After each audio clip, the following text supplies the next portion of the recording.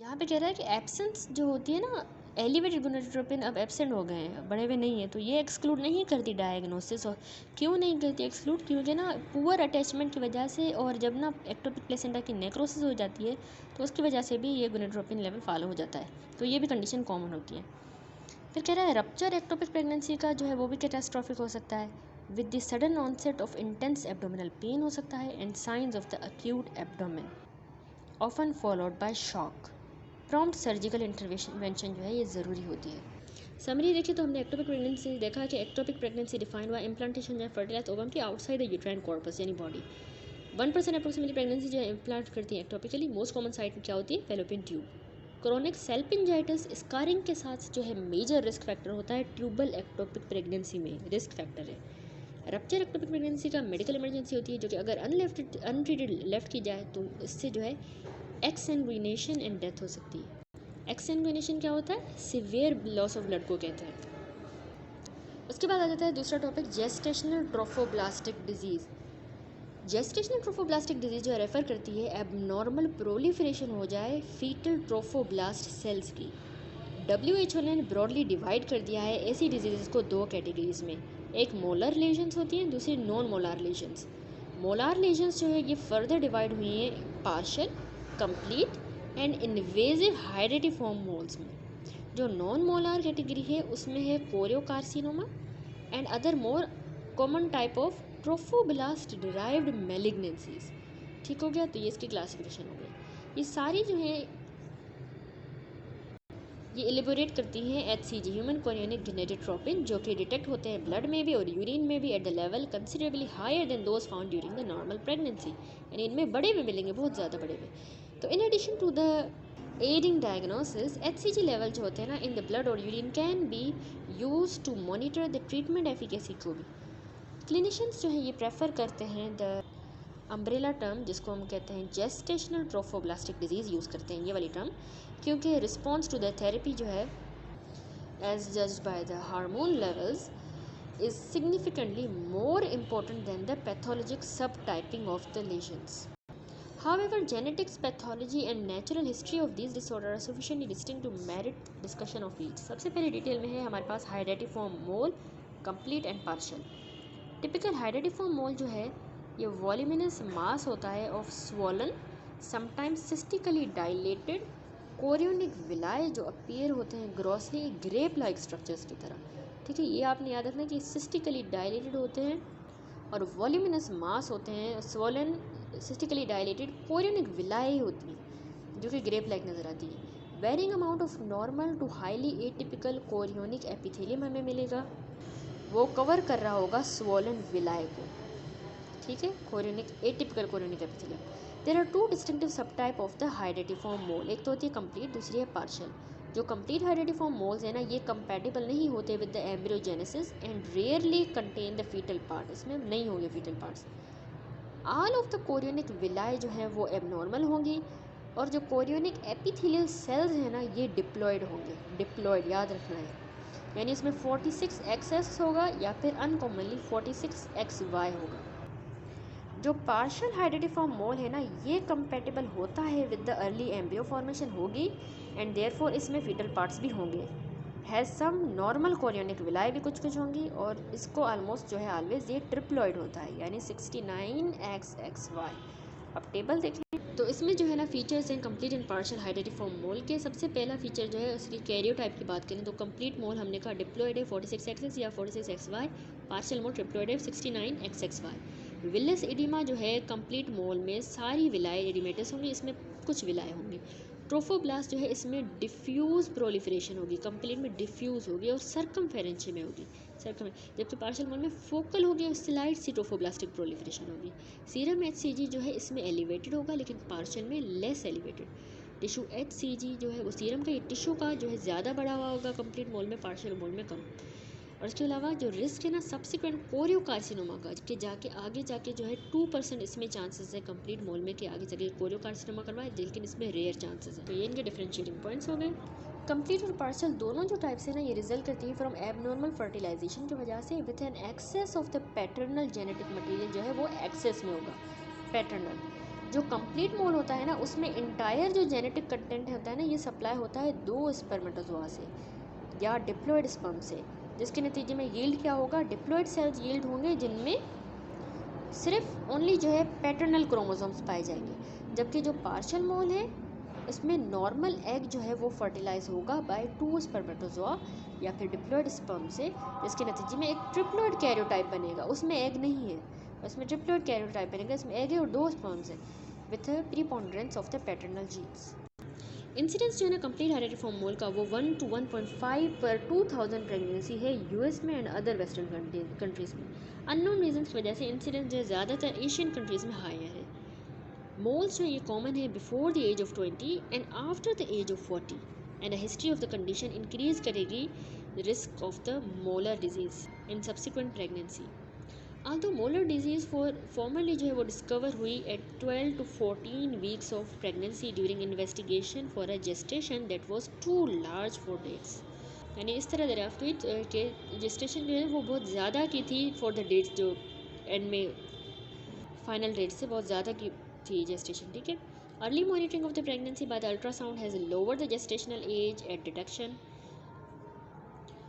In both complete and partial mole. Elevated जो HCG है ना मैटरनल ब्लड में मिलेगा। इसके अलावा absence of the fetal sound जो है ये टिपिकल होती है, तो ये दोनों इसकी टिपिकल फाइंडिंग्स हैं। अब मॉर्फोलॉजी देखें तो एडवांस जो केसेस होते हैं उनमें जो है यूट्राइन कैविटी एक्सपेंडेड हो जाती है by delicate friable mass of thin walled translucent cystic structures के साथ। 19.9 देखिए, यहाँ शोन है कंप्लीट हाइडेरिफॉर्म मोल जिसमें न्यूमरस स्वॉलन हाइड्रोपिक वेलाए नज़र आ रहे हैं। फीटल पार्ट्स जो है ये रियरली देखे जाएंगे कंप्लीट मोल्स में, लेकिन ये कॉमन है हमारे पार्शियल मोल्स में। माइक्रोस्कोपिक एग्जामिनेशन की बात करें तो जो कंप्लीट मोल्स हैं उनमें हाइड्रोपिक स्वेलिंग मिलेगी of the poorly vascularised chorionic villi, इनकी hydropic swelling with loose myxomatous oedematous stroma. Myxomatous मतलब जेलेटिनस कनेक्टिव टिश्यू का बना हुआ, ठीक है, इस तरह का। कोरियोनिक एपिथेलियम जो होगी ना वो टिपिकली शो करेगी प्रोलिफरेशन ऑफ बोथ साइटोट्रोफोब्लास्ट की भी और सिंसिशियल ट्रोफोब्लास्ट की। ये अगर 19.20 फिगर देखें तो यहाँ पे हमें दिखाया गया है कंप्लीट हाइडेरिफॉर्म मोल है। इस माइक्रोस्कोपिक इमेज में देखें डिस्टेंडेड हाइड्रोपिक विलाय हमें नीचे नज़र आ रहे हैं एंड प्रोलिफरेशन जो है कोरियोनिक एपिथेलियम की अबव हमें ये नज़र आ रही है। Histologic grading to predict the clinical outcome of the mole has been supplanted by the monitoring of the HCG level. Partial moles की अगर बात करें तो उनमें जो विलस एडिमा है वो ओनली इन्वॉल्व करेगा सबसेट ऑफ द विलाय को, और जो ट्रोफोब्लास्टिक प्रोलिफरेशन है वो इसमें फोकल होगी और स्लाइड होगी। कुछ जो केसेस होते हैं, जो मोस्ट केसेस हैं पार्शियल मोल के, उनमें सम फीटल सेल्स प्रेजेंट होंगे जो रेंज करेगा from the fetal red cells in placental villi to in rare cases fully formed fetus की तरफ।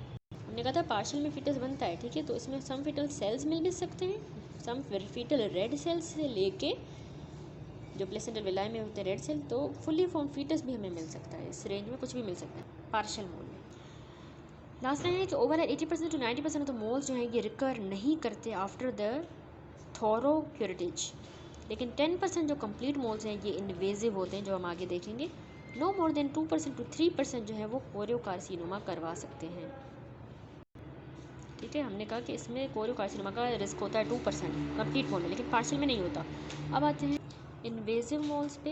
इन्वेजिव जो मोल्स होते हैं ना ये कंप्लीट मोल्स होते हैं जो कि लोकली इन्वेजिव होते हैं, लेकिन ये लैक करते हैं मेटास्टेटिक पोटेंशियल, इनमें नहीं होता ऑफ द कोरियोकार्सिनोमा। कर तो इन्वेड रहे लेकिन मेटास्टेटिक पोटेंशियल नहीं है। एंड इन्वेजिव मोल जो है वो रिटेन करता है हाइड्रोपिक विलाय, यानी फ्लूइड फिल्ड जो है वो विलाय जो पेनिट्रेट करेंगी यूट्राइन वॉल को डीपली, पॉसिबली रप्चर करवा देंगी और समटाइम्स जो है ना लाइफ थ्रेटनिंग हेमरेज करवा सकती हैं। माइक्रोस्कोपिक एग्जामिनेशन में जो एपिथेलियम होगी ना विलाय की वो शो करेगी एटिपिकल चेंजेस विथ प्रोलिफरेशन दोनों ट्रोफोब्लास्ट की भी सिंसिशियल ट्रोफोब्लास्ट कंपोनेंट की हमें मिलेगी। Although the marked invasiveness of this lesion makes removal technically difficult, metastasis do not occur. Hydropic villi जो है ये एम्बोलाइज कर सकते हैं टू द डिस्टेंट ऑर्गन, जैसे कि लंग्स में जा सकते हैं, ब्रेन में, लेकिन ये जो एम्बोलाए हैं ये बिहेव नहीं करते ट्रू मेटास्टेसिस की तरह और ये ना स्पॉन्टेनियसली रिग्रेस कर जाते हैं, ठीक है, रिग्रेस कर सकते हैं।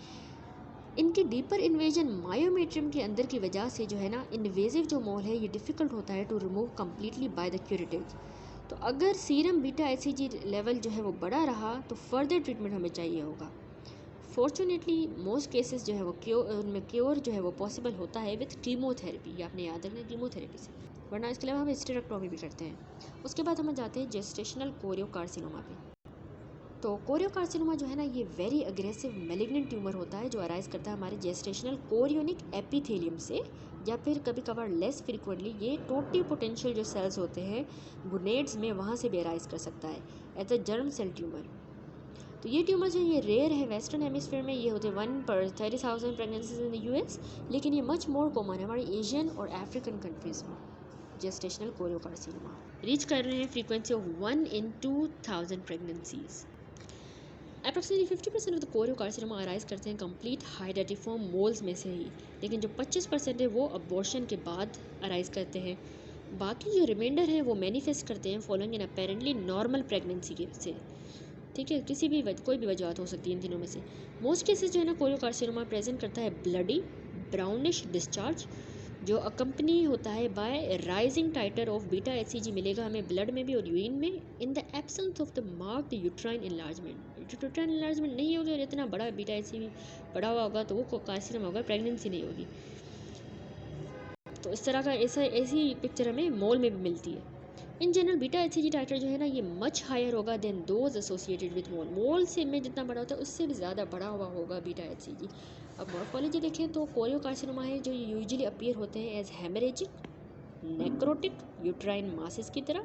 कभी कभार जो है नेक्रोसिस इतनी एक्सटेंसिव होती है कि लिटिल वायबल ट्यूमर जो है वो रिमेन रहता है। Indeed the primary lesion may self destruct and only the metastasis tell the story, ठीक है, वो अपने आप को ही सेल्फ डिस्ट्रक्ट कर लेगा, लेकिन मेटास्टेसिस से हमें पता चलेगा कि कोरियोकार्सिनोमा हुआ। वेरी अर्ली द ट्यूमर जो है इंसिनुएट करेगा अपने आप को into the myometrium and into the vessels के अंदर। इंसिनुएट मतलब स्लोली और स्मूथली जो है ना वो स्लिप कर जाएगा, स्लाइड कर जाएगा उसके अंदर मायोमेट्रियम और वेसल्स में। In contrast with hydatidiform mole and invasive moles, जो कोरियोनिक विला है ना ये यहाँ पे नहीं बनेगी। इंस्टेड द ट्यूमर जो है ना ये कंपोज हुआ होगा anaplastic cuboidal cytotrophoblast and syncytio trophoblast का। अगर फिगर देखें तो इसमें हमारे पास शोन है कोरियोकार्सिनोमा। फील्ड जो है वो कंटेन कर रही है दोनों neoplastic cytotrophoblast and multi nucleate syncytio trophoblast.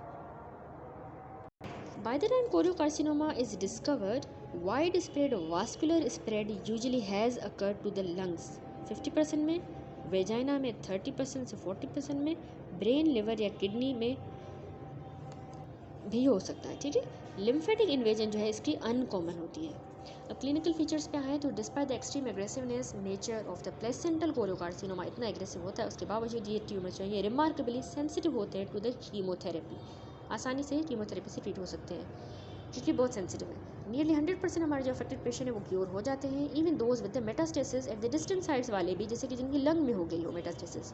Bye contrast response to the chemotherapy with the choriocarcinoma, वो वाले कोरियोकार्सिनोमा जो कि गोनेड से अराइज कर रहे हो जैसे ओवरी या टेस्टिस से, तो उसकी जो है कीमोथेरेपी वाला रिस्पॉन्स पुअर होगा। ये स्ट्राइकिंग जो डिफरेंस है ना in the prognosis may be related to the presence of paternal antigens on the placenta पे, प्लेसेंटल कोरियोकार्सिनोमा पे, जो कि लैक कर रहे होते हैं इन द गोनेडल लीजन्स, ठीक है। हमें पैटर्नल एंटीजेंस मिलते हैं प्लेसेंटल कोरियोकार्सिनोमा में, जबकि गोनेडल वाले लीजन्स में नहीं मिलते। Conceivably, a maternal immune response against the foreign यानी paternal antigens helps clear the tumor by acting as an adjunct to the chemotherapy। तो वो भी एक adjunct की तरह वो हमारे maternal immune response ही उसको kill करने में help करेगा। इसके अलावा कीमोथेरेपी भी है, तो इस वजह से ये वाली जो है easily जो है क्योर हो जाती है प्लेसेंटल कोरियोकार्सिनोमा, ठीक है। नेक्स्ट है हमारा placental site trophoblastic tumour. Placental site trophoblastic tumour जो है ये डिराइव होते हैं फ्रॉम द प्लेसेंटल साइट से या फिर इंटरमीडिएट ट्रोफोब्लास्ट से। अ cell that has morphologic and functional features that overlap with those of the trophoblast and syncytial trophoblast, ठीक है, दोनों की ओवरलैपिंग होती है इन इंटरमीडिएट ट्रोफोब्लास्ट में, तो इन दोनों में से ये अराइज कर सकता है। अब ये जो प्लेसेंटल साइट ट्रोफोब्लास्टिक ट्यूमर है ना, ये अनकॉमन डिप्लॉयड ट्यूमर्स होते हैं ऑफन XX इनका कैरियोटाइप होता है। टिपिकली ये अराइज करते हैं a few months after the pregnancy. क्योंकि इंटरमीडिएट ट्रोफोब्लास्ट जो है वो HCG नहीं बनाता लार्ज अमाउंट में, तो HCG की कंसनट्रेशन सिर्फ स्लाइटली बढ़ी हुई होंगी। मोर टिपिकली ये जो ट्यूमर है ये बनाते हैं human placental lactogen. An indolent clinical course is typical with generally favorable outcome if the tumor is confined to the endomyometrium। अगर मतलब एंडोमायोमेट्रियम की तरफ ये कन्फाइन हुआ ना ट्यूमर, तो फिर इसका क्लिनिकल कोर्स जो है वो टिपिकल होगा और फेवरेबल आउटकम हमें मिल सकता है। ऑफ नोट हाउएवर प्लेसेंटल जो साइड ट्रोफोब्लास्टिक ट्यूमर है ये सेंसिटिव नहीं होते टू कीमोथेरेपी जैसा कि हमारे ट्रोफोब्लास्टिक ट्यूमर थे, और जो प्रोग्नोसिस है वो भी पुअर है जब अगर स्प्रेड हो गया इसका बियॉन्ड द यूट्रस, तो ये खतरे की बात है। उसके बाद हम आ जाते हैं समरी पे। जेस्टेशनल ट्रोफोब्लास्टिक डिजीज़ हमने देखी, इसमें हमने मोलार डिजीज़ कहा कि ये रिजल्ट होती है abnormal contribution of the paternal chromosome to the conceptus. ठीक है, क्रोमोसोम की ये एबनॉर्मलिटी होती है। फिर हमने कहा पार्शियल मोल्स होते हैं, ये ट्रिप्लॉइड होते हैं, इनको 2 सेट्स पैटर्नल क्रोमोसोम्स के होते हैं यानी फादर साइड से, और ये टिपिकली कंपनी होते हैं बाय फीटल टिश्यू में मिलेगा, और इसमें लो रेट होता है परसिस्टेंट डिजीज़ का। फिर हमने कंप्लीट मोल देखा कि वो डिप्लॉयड होते हैं और इसमें जो सारे क्रोमोसोम ये भी पैटर्नल होते हैं, और रेयरली इसमें एम्ब्रियोनिक हमें फीटल टिश्यू रेयरली मिलेगा। ठीक है, अमंग कंप्लीट मोल्स 10 to 15% जो है उनमें जो है परसिस्टेंट डिजीज़ होती है जो कि takes the form of invasive mole, यानी कंप्लीट वाला आके इन्वेजिव हो सकता है। सिर्फ जो 2% कंप्लीट मोल्स हैं वो प्रोग्रेस करेंगे कोरियोकार्सिनोमा की तरफ। जेस्टेशनल कोरियोकार्सिनोमा हाईली इन्वेजिव और फ्रीक्वेंटली मेटास्टेटिक ट्यूमर होता है in contrast with the ovarian choriocarcinoma. ये रिस्पॉन्सिव होता है to the chemotherapy and curable होता है मोस्ट केसेस में। फिर हमने लास्ट में प्लेसेंटल साइड ट्रोफोब्लास्टिक ट्यूमर देखा, ये इंडोलेंट ट्यूमर होता है हमारे इंटरमीडिएट ट्रोफोब्लास्ट का, जो कि क्या बनाता है ह्यूमन प्लेसेंटल लैक्टोजन। ये क्योर हो सकता है सर्जिकली, लेकिन अगर ये एक दफ़ा स्प्रेड हो गया तो ये रिस्पॉन्ड नहीं करेगा well to the chemotherapy. That's it, ये टॉपिक कंप्लीट हुआ। उसके बाद अब हम आ जाते हैं प्री एक्लेम्शिया यानी टॉक्सीमिया ऑफ प्रेगनेंसी पे। देखिए, हाइपरटेंशन की डेवलपमेंट जो अकम्पनी होती है बाय प्रोटीन यूरिया और इडीमा हो जाए 3rd trimester of the pregnancy में, तो इस कंडीशन को हम कह देंगे प्री एक्लेम्शिया। ये जो सिंड्रोम है ना ये 5% से 10% प्रेगनेंसीज में होता है, पार्टिकुलरली पहली प्रेगनेंसीज में उन वुमेन की जो कि 35 ईयर्स से ओल्डर हों। उनमें जो सीवियरली अफेक्टेड होती है ना तो उनमें सीजर्स भी हो सकते हैं, and symptom complex is then term eclampsia, यानी अगर सीजर्स हो गए ये कंडीशन हुई तो फिर हम उसको एक्लेम्शिया कह देंगे। By long existing precedent, pre eclampsia और एक्लेम्शिया समटाइम रेफर होती है as toxaemia of pregnancy.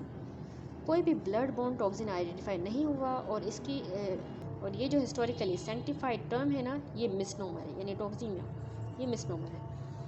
Recognition and early treatment pre eclampsia का जो है ना अब इसने बना दिया एक्लेम्शिया को, पार्टिकुलरली फैटल एक्लेम्शिया जो है वो रेयर है, क्योंकि हम इसका अब जल्दी ट्रीटमेंट कर लेते हैं और रिकॉग्नाइज कर लेते हैं। वाइल एग्जैक्ट ट्रिगरिंग इवेंट्स जो इनिशिएट करती हैं इन सिंड्रोम्स को वो अननोन है।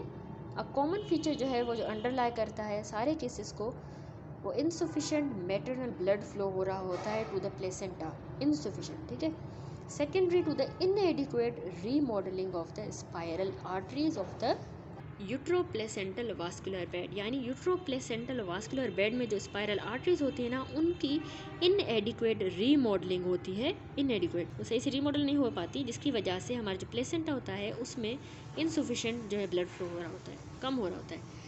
तो ये कह रहा है कि नॉर्मल प्रेगनेंसी में जो हमारी मस्कुलो इलास्टिक वाल्स होती है ना स्पाइरल आर्टरीज की, वो इन्वेड हुई होती हैं बाय ट्रोफोब्लास्ट, तो वो परमिट कर रही होती है उनको to dilate into the wide vascular sinusoid, से साइनोसॉइड बनती है डायलेट होके। प्री एक्लेम्शिया और एक्लेम्शिया में अब ये जो वास्कुलर रीमॉडलिंग है ना ये इम्पेयर हो जाती है। अब इम्पेयर हो गई है तो मस्कुलो इलास्टिक जो वाल्स हैं ये रिटेन रहेंगी, डायलेट होंगी ही नहीं, और चैनल्स जो है वो नैरो हो जाएंगे।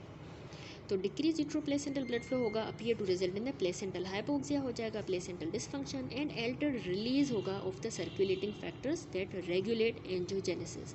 एंजियोजेनेसिस करवाने वाले फैक्टर्स भी रिलीज नहीं हो पाएंगे सही से। Specifically increase in the anti angiogenic factors, anti angiogenic factors जो सॉल्यूबल होते हैं FLT1 एंड सॉल्यूबल एंडोग्लिन, ये जो है ये बढ़ जाएंगे, ये एंटी एंजियोजेनिक है। इसके अलावा प्रो एंजियोजेनिक फैक्टर्स जो हैं वो कम हो जाएंगे, जैसे कि हमारा वास्कुलर एंडोथेलियल ग्रोथ फैक्टर कम हो जाएगा। तो ये डिस्टर्बेंस जो है ना ये हाइपोथेसाइज हुई है to result in the endothelial cell dysfunction हो जाएगा, वास्कुलर हाइपर रिएक्टिविटी होगी और एंड ऑर्गन माइक्रो एंजियोपैथी हो जाएगी। आल्दो एग्जैक्ट बेसिस जो है वो प्री इक्लेम्शिया की जो है वो फर्दर डिफाइन रह रही है, to be further defined, several serious consequences has been associated with this condition. कौन सी सीरियस कॉन्सिक्वेंसेज हैं? एक तो है प्लेसेंटल इन्फेक्शन जो स्टेम करती है फ्रॉम द कोरियोनिक हाइपोपरफ्यूजन की वजह से, ब्लड सप्लाई नहीं जा रहा, इन्फेक्शन हो जाएगी। नंबर 2 हाइपरटेंशन, ये क्यों रिजल्ट कर रही है? From the reduced endothelial production हो रही है हमारे वेजोडाइलेटर्स की, यानी प्रोस्टासाइक्लिन कम बन रहा है, प्रोस्टाग्लैंडिन E2 कम बन रहा है, और इसके अलावा कॉन्स्ट्रिक्टर ज़्यादा बन रहे हैं जैसे थ्रोम्बोक्सिन A2, तो हाइपरटेंशन हो जाएगी। हाइपर कोएगुलेबिलिटी की बात करें, due to the endothelial dysfunction की वजह से कोएगुलेशन हो रही है। इसके अलावा टिश्यू फैक्टर रिलीज हो रहा है हमारे प्लेसेंटा से, तो हाइपर कोएगुलेबिलिटी होगी। एंड ऑर्गन फेलियर क्यों हो रहा है? ये मोस्ट नोटेबली किडनी में हो रहा है और लिवर में, which occur in the patient with full blown eclampsia, जिनमें मतलब फुल ब्लोन होगा उनमें अप्रोक्सीमेटली 10% ऑफ द पेशेंट जो है ना विद सीवियर प्री इक्लेम्शिया वो डेवलप कर लेते हैं so called HELLP syndrome. HELLP syndrome जो है कैरेक्टराइज होता है एलिवेटेड, हमें इसमें लिवर एंजाइम्स मिलेंगे, माइक्रो एंजियोपैथिक हीमोलाइटिक एनीमिया हो रही होगी, थ्रोम्बोसाइटोपिनिया हो रही होगी due to the platelet consumption, and sometimes full blown disseminated intravascular coagulation DIC भी हो जाएगी। ठीक हो गया। अब इसकी मॉर्फोलॉजी देखें तो जो मॉर्फोलॉजी चेंजेस हमें मिलेंगे प्री इक्लेम्शिया और इक्लेम्शिया में, ये वेरिएबल होते हैं और को रिलेट करते हैं to some degree with the severity of the disorder. Placental abnormalities में क्या आ जाता है? इन्फार्क्ट्स आ जाते हैं,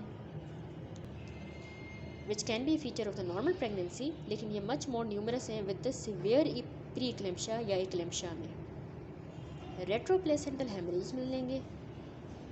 इसके अलावा हमें प्लेसेंटल एबनॉर्मलिटी कौन सी मिलेगी? प्री मैच्योर मैच्योरेशन हो जाएगी प्लेसेंटल विलाई की, associated with villous oedema, hypovascularity and increase production होगी सिंसिशियल एपिथेलियल नॉड्स की। फिर कह रहा है फिब्रिनॉइड नेक्रोसिस भी होगी और फोकल एक्यूमुलेशन हो जाएगी लिपिड कंटेनिंग मैक्रोफेजेस की, यानी अक्यूट एथेरोसिस होगी ऑफ द डेसिडुअल वेसल्स, यानी वहाँ पे लिपिड कंटेनिंग जो मैक्रोफेजेस है ना वो एक्यूमुलेट करना शुरू हो जाएंगे और फिब्रिनॉइड नेक्रोसिस हो जाएगी। ये याद रखना आपने। अब हम क्लिनिकल फीचर्स पे आ जाते हैं तो प्री इक्लेम्शिया जो है ना ये प्रेजेंट करता है इंसीडियसली का मतलब होता है ग्रेजुअली है, सटल वे में, लेकिन हार्मफुल इफेक्ट्स के साथ। तो ये इंसीडियसली होगा during the week 24 to 25 of the gestation, 24-25 week यानी कि तकरीबन 5-5.5 महीनों तक, ठीक है। उसके दौरान of the gestation with oedema, proteinuria and rising blood pressure. Should the condition evolve into eclampsia, renal failure is impaired. Renal failure impair होना चाहिए अगर वो इक्लेम्शिया में जा रहा है, इक्लेम्शिया में जा रहा है। ब्लड प्रेशर और ज़्यादा बढ़ेगा और कन्वर्जेंस होंगी तो हम कह देंगे अब इक्लेम्शिया हो गया। प्रॉम्प्ट थेरेपी जो है ना अर्ली कोर्स में अबॉर्ट कर देती है associated organ changes with all abnormalities resolving promptly after delivery और आफ्टर सी सेक्शन। यानी प्रॉम्प्ट थेरेपी में हम या तो उसको अबॉर्ट कर देंगे, यानी डिलीवरी कर देंगे जल्द से जल्द, या फिर सी सेक्शन कर देंगे। नेक्स्ट अब हमारा न्यू टॉपिक स्टार्ट हो रहा है ब्रेस्ट। इस चैप्टर का नाम है female genital system and breast. तो फीमेल जेनिटल सिस्टम कंप्लीट हो गया, अब ब्रेस्ट स्टार्ट करते हैं। तो 3 इंपॉर्टेंट जो फीचर्स हैं जो डिस्टिंग्विश करते हैं ब्रेस्ट को बाकी ऑर्गन से, वो क्या है? पहला तो ये है कि rather than being essential for survival, major function है इसका nutritional support of another individual, the infant, उसकी न्यूट्रिशनल सपोर्ट का। दूसरा इसका ये है फंक्शन, इंपॉर्टेंट फीचर, कि structure of the organ undergoes mark changes throughout the life. Expansion of the lobular system after menarche, इसकी एक्सपेंशन हो जाती है इसके लोबुलर सिस्टम की। पीरियोडिक रीमॉडलिंग होती है एडल्टहुड के दौरान, specially during and after the pregnancy में। एंड अल्टीमेटली इन्वोल्यूशन भी हो जाती है एंड रिग्रेशन हो जाती है लोब्यूल्स की, ठीक है। फाइनली ब्रेस्ट जो है ये विजिबल होते हैं and as a result have social, cultural and personal significance not shared by other organs। ये सारे जो फीचर्स हैं ना ये प्ले करते हैं रोल जब हम कंसीडर करते हैं ओरिजिन्स को, प्रेजेंटेशंस को and treatment of the breast disease को। Functional unit of the breast जो है वो लोब्यूल होता है, जो कि सपोर्ट हुआ होता है स्पेशलाइज्ड इंट्रालोब्यूलर स्ट्रोमा के साथ। इनर जो ल्यूमिनल एपिथेलियल सेल्स होते हैं ना वो प्रोड्यूस करते हैं milk during lactation, inner luminal epithelial cells. Basally located myoepithelial cells को ना कॉन्ट्रैक्टाइल फंक्शन होता है जो कि एड कर रहा होता है मिल्क की इंजेक्शन में, और ये आल्सो हेल्प करता है to support the basement membrane, इसका सपोर्टिंग वाला भी रोल है मायोएपिथेलियल सेल। जो डक्ट्स होती हैं ये कंडुइट्स होती हैं for the milk to reach the nipple. The size of the breast जो है ये डिटरमाइन होता है primarily by the interlobular stroma, जो कि बढ़ जाता है प्यूबर्टी के दौरान और इन्वोल्यूट कर जाता है विथ एज। हर जो नॉर्मल कॉन्स्टिट्यूएंट है वो सोर्स होता है दोनों बिनाइन एंड मैलिग्नेंट लीजन्स का, ठीक है, कोई भी हो सकता है कॉन्स्टिट्यूएंट। इस फिगर में अब अगर हम देखें तो यहाँ पे दिखाया गया है origins of breast disorder. Benign epithelial lesions में हमारे पास आ जाती है इंट्राडक्टल पेपिलोमास, इंट्राडक्टल पेपिलोमा जो ग्रो करता है in the sinuses below the nipple, ठीक है, एंड एपिथेलियल हाइपरप्लेजिया जो कि कहाँ अराइज कर रहा है, इन द लोब्यूल्स में, एपिथेलियल हाइपरप्लेजिया। मैलिग्नेंट जो एपिथेलियल लेजन्स है ना ये मेनली ब्रेस्ट कार्सिनोमास होती हैं जो कि रहती हैं इन सीटू या फिर इन्वेड कर जाती हैं इनटू द ब्रेस्ट और स्प्रेड करेंगी, मेटास्टेसाइज कर जाएंगी, मेटास्टेसिस के जरिए स्प्रेड कर जाएंगी। स्पेशलाइज्ड इंट्रालोबुलर स्ट्रोमा जो कि हमारे ग्रीन सेल्स आप लोगों को नज़र आ रहे हैं, इंट्रालोबुलर स्ट्रोमा ये राइज देते हैं फाइब्रोएडिनोमास को और फाइलोड्स ट्यूमर हो जाते हैं, ठीक है। जबकि जो हमारे इंटरलोब्युलर स्ट्रोमा है वो इंट्रा था, ये इंटरलोब्युलर जो स्ट्रोमा है ना वो भी आपको ग्रीन नज़र आ रहे होंगे, सॉरी सेम ही है ग्रीन इंट्रा, यहाँ पे भी हमने इंट्रालोब्युलर की बात की, यहाँ पे भी सॉरी हाँ डिफरेंट है। यानी कि पहले हमने कहा कि स्पेशलाइज इंट्रालोब्युलर स्ट्रोमा है जो कि ग्रीन नज़र आ रहे हैं, ठीक है, ये वाले। तो ये इनमें हम क्या डिजीज़ हो सकती हैं, एक तो फाइब्रोएडिनोमास हो सकते हैं और फाइलोड्स ट्यूमर हो सकते हैं। इसके अलावा दूसरे हमारे इंटरलोब्युलर स्ट्रोमा, यहाँ पे गलत लिखा हुआ है, रेड नज़र आएंगे, यहाँ पे लिखा हुआ है रेड, तो इंटरलोब्युलर जो स्ट्रोमा है वो हमें रेड नज़र आएंगे, ग्रीन नहीं नज़र आएंगे, ये वाला जो इस फिगर में हमें रेड नज़र आ रहे हैं। तो इनमें से क्या अराइज होगा, variety of benign and malignant tumour आ सकते हैं, जैसे हेमेंजियोमा, एंजियोसार्कोमा हो गया, ठीक हो गया। ये ब्लैक में जो है लाइनिंग ये सारी मायो एपिथेलियल सेल्स हैं जो कि इंजेक्शन में रोल प्ले करते हैं एंड इसके अलावा सपोर्ट करते हैं बेसमेंट मेम्ब्रेन को। ब्लू वाले हमारे ल्यूमिनल सेल्स हो गए, ठीक हो गया। अब आते हैं सबसे पहले clinical presentations of breast disease पे। प्रीडोमिनेंट सिम्टम्स एंड साइंस जो है ना डिजीज़ के ऑफ द ब्रेस्ट, उसमें है pain, inflammatory changes, nipple discharge, lumpiness और पाल्पेबल मास। अब हम ग्राफ देख लेते हैं।